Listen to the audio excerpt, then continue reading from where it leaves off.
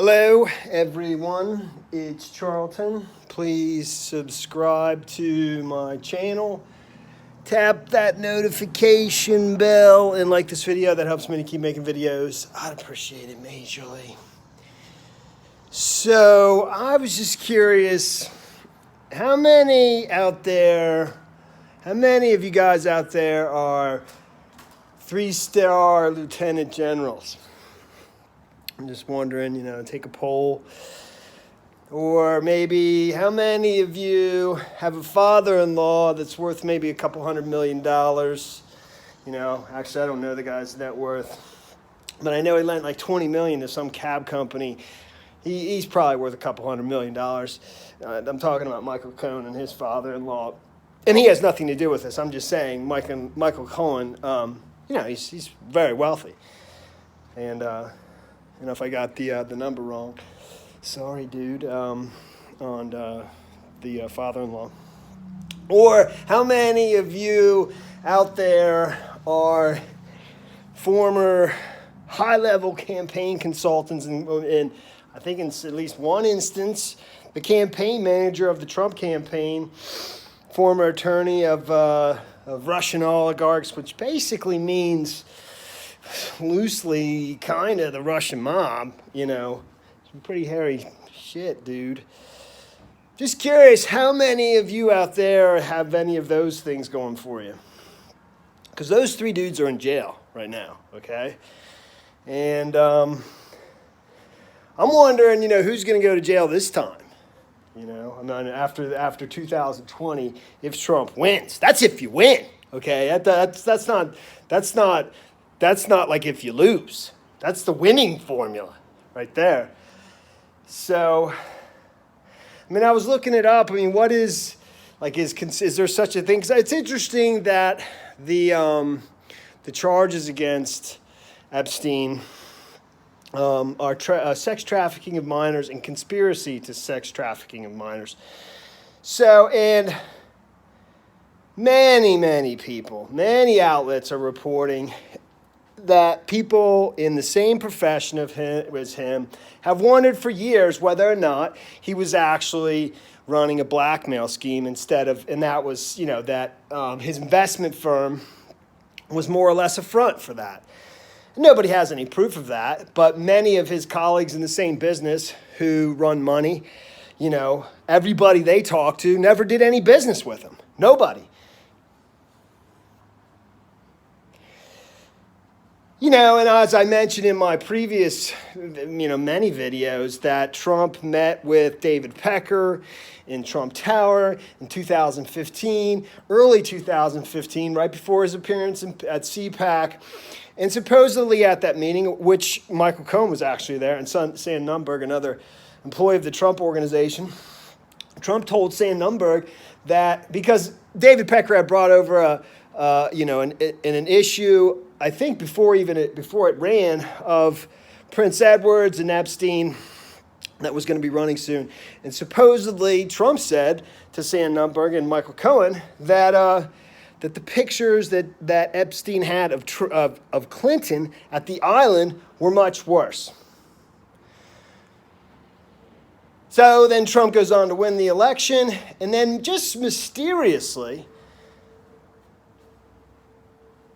the same U.S. attorney that gave Epstein his sweetheart plea deal back in 2007, 2008 becomes Trump labor secretary. The administration has 15 cabinet department posts, okay? One of 15 people in the entire country. Out of a country of 350 million people, he chooses one person for 15 spots that just happened to be the same person that gave Jeffrey Epstein his sweetheart plea deal back in 2007, 2008. But beyond that, one of the other U.S. attorneys that were part of that same plea agreement became his third in command at the Treasury Department.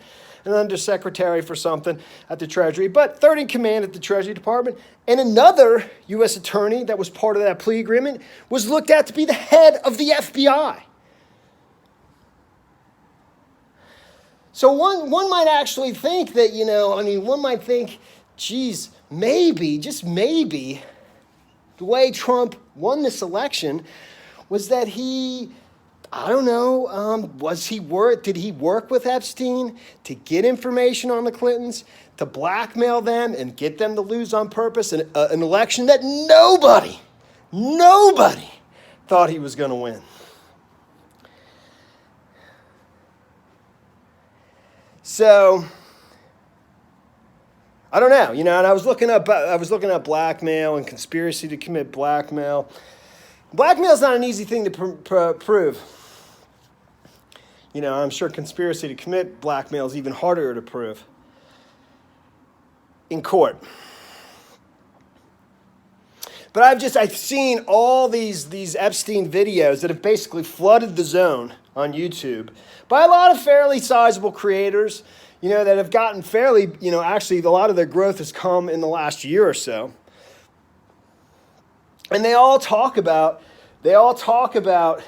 things about Epstein, but none of them talk about what I just said, which is it's such an obvious possibility. That would be, to me, it just seems like the first possibility.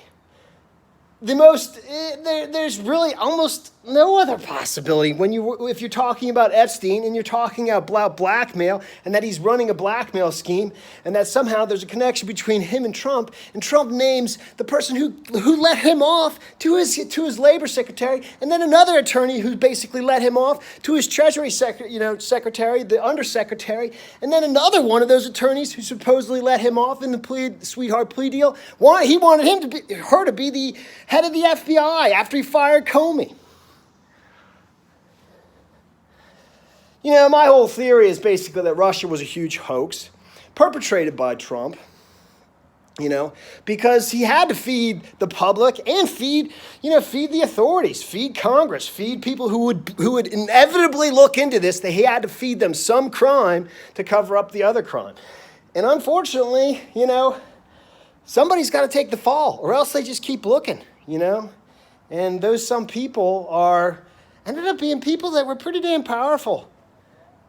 And in my opinion, we're probably, I don't know if all of them were that naive and just allowed themselves to be set up, But it looks that way. But one's a lieutenant, 3-star general.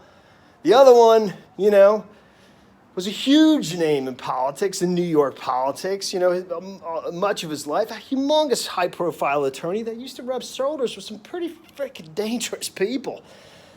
And the other one, was a close associate of Trump and was wealthy in his own right. Very wealthy.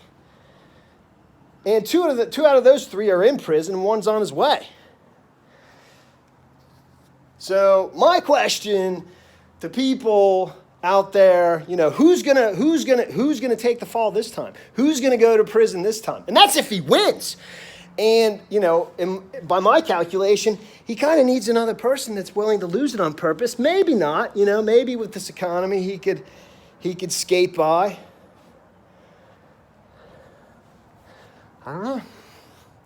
But again, how many of you out there have, you're a 3-star general or have a father-in-law who's worth $200 million?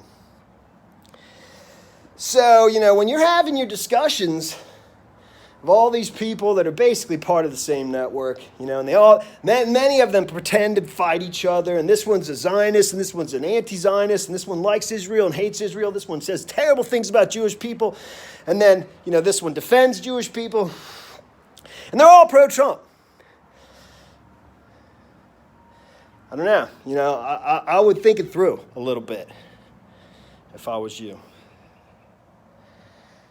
This is a mess, but I don't care, man. I don't care. This is me. All right, well, thanks for watching my videos. Please subscribe to my channel. Give me a like down below. I'm trying to think, did I miss anything? I don't think I did. I think that covers it. And I'll see you in the next video. Later, man.